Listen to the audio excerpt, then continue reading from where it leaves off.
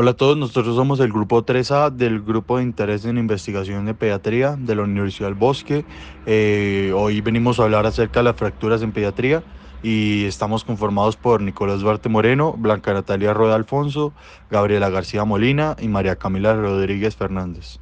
En cuanto al contenido, en cuanto a fracturas pediátricas, tenemos principios generales, huesos en niños, examen físico, imágenes, descripción, tipos de fracturas, fracturas exclusivas de los niños, fracturas que requieren consulta urgente por ortopedista, manejo y seguimiento y por último, bibliografía. Bueno, en cuanto a los principios generales de las fracturas pediátricas, tenemos que hay una tasa de 12 a 30 por cada 1000 se presentan en cada año. Y también tenemos un riesgo estimado del nacimiento a los 16 años de 42 a 64% en los niños y 27 a 40% en las niñas.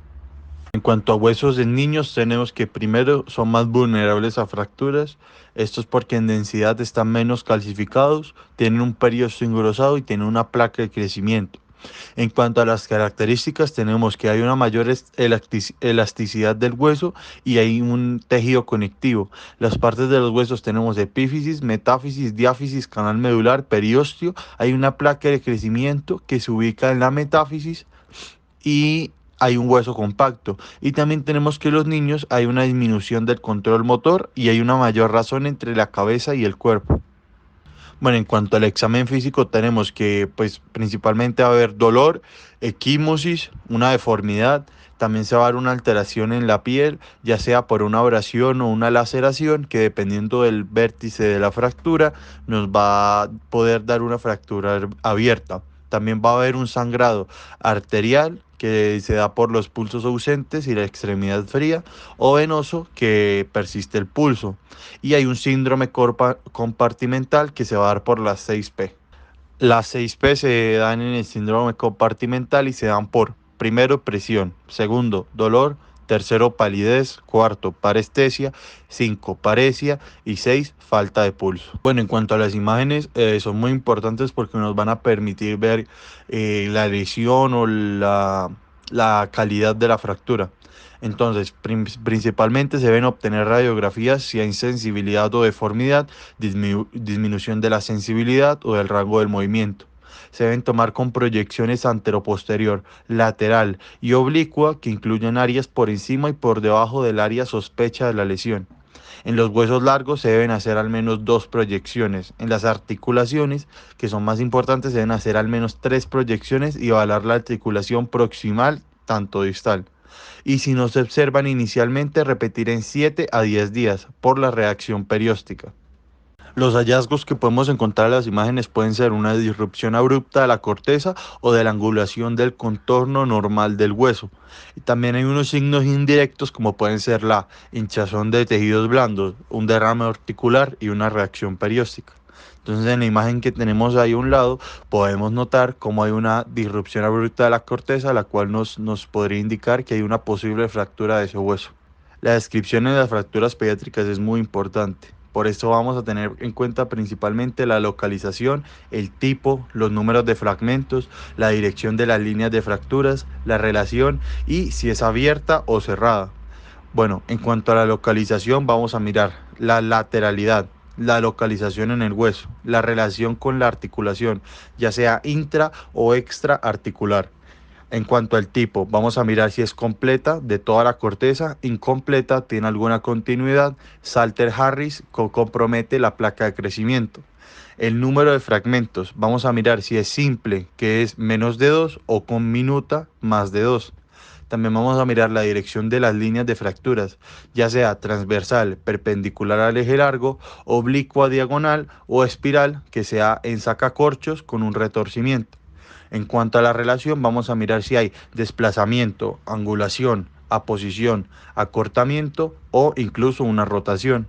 Y si es abierta o cerrada, porque nos va a decir si la abierta puede ser compuesta o la cerrada, que es simple. Bueno, en cuanto a los tipos de fracturas, vamos a encontrar las patológicas, las fisiarias, las anatómicas, las de avulsión, las de estrés, las completas que se van a dividir en espiral, oblicua y transversa, y las incompletas que pueden ser deformación plástica, de torus o rodete, y en tallo verde, y estas van a tener un compromiso de la elasticidad.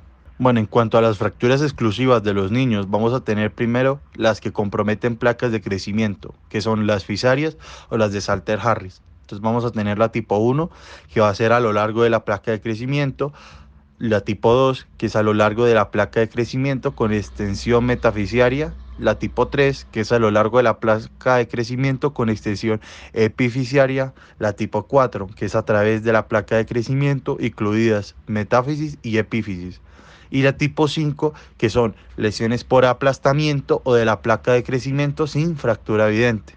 En las imágenes que tenemos a la derecha podemos ver estos tres tipos representados, dependiendo de cada uno, la etiología y la característica de la fractura. Como segundo tipo de fracturas exclusivas de los niños tenemos las fracturas plásticas. Estas fracturas se dan porque hay una flexibilidad de los huesos en respuesta a unas fuerzas compresivas y transversales. Tenemos en torus o en hebilla, que son lesiones por compresión con cortical deformada. Tenemos en tallo verde, que es en un lado de la diáfisis con la corteza intacta en el lado opuesto.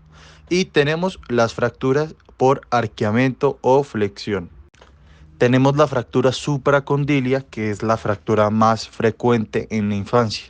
En esta se va a ver un signo de la almohadilla grasa que se puede ver ahí en las imágenes a la izquierda en las flechas, y se llama supracondilia porque, como dice el nombre, va arriba del codo. Entonces el hueso del brazo húmero se quiebra a poca distancia arriba del codo. Estas fracturas generalmente ocurren en niños menores de 8 años.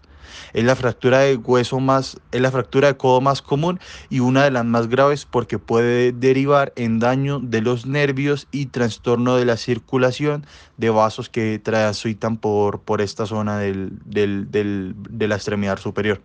También tenemos que las causas más frecuentes de este tipo de fracturas son las caídas, seguidas de los accidentes deportivos y del tránsito, por golpes directos y raramente por compresión, torsión. Tenemos la incurvación plástica, que son microfracturas invisibles en el lado convexo que se dan por un RX contralateral en comparación.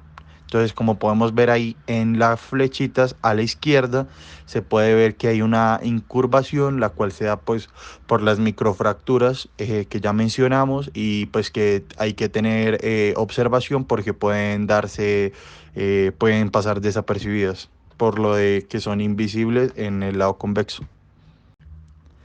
Tenemos también las de torus rodete, son por impactación en la metáfisis, y cortical presenta un abombamiento. Entonces, una fractura en rodete o torus es un tipo de fractura de un hueso en el que el lado del hueso se dobla y hace una pequeña comba, y el otro lado del hueso no se rompe. Este tipo de fractura suele ocurrir en niños menores de 10 años. Esto se debe a que sus huesos son más blandos y más flexibles que los de un adulto. Por lo tanto, la lesión hace que el hueso se pueda doblar y replegarse en lugar de fracturarse. También tenemos las de entallo verde, que son fracturas que generan una reacción perióstica y una deformidad, como se puede notar en las imágenes a la izquierda, en las radiografías a la izquierda, en la cual se ve claramente en las flechas blancas como hay una deformidad a lo largo del hueso. Tenemos también la fractura de estrés o toddler fracture, que son niños de 1 a 4 años. Al empezar a caminar, se da frecuentemente en la tibia, en el peroné, en el calcáneo, en el cuboides y en el astrágalo, y suelen ser lineales, oblicuas, espiroideas o longitudinales muy finas. A veces pueden no observarse bien en la radiografía, por eso se puede hacer un diagnóstico precoz con gammagrafía o con un TAC. Tenemos la fractura variante o patológica. Esto hace referencia a una fractura en un hueso patológico que se produce sin un traumatismo agudo o por un traumatismo incapaz de fracturar un hueso sano. El proceso patológico disminuye la resistencia del hueso y lo predispone para sufrir fácilmente una fractura. Es importante aclarar que algunas variaciones variaciones anatómicas pueden simular fracturas. Entonces, por eso tenemos un núcleo de osificación normal en el cual se va a dar la fractura de Jones, que se puede ver ahí en medio de la diapositiva.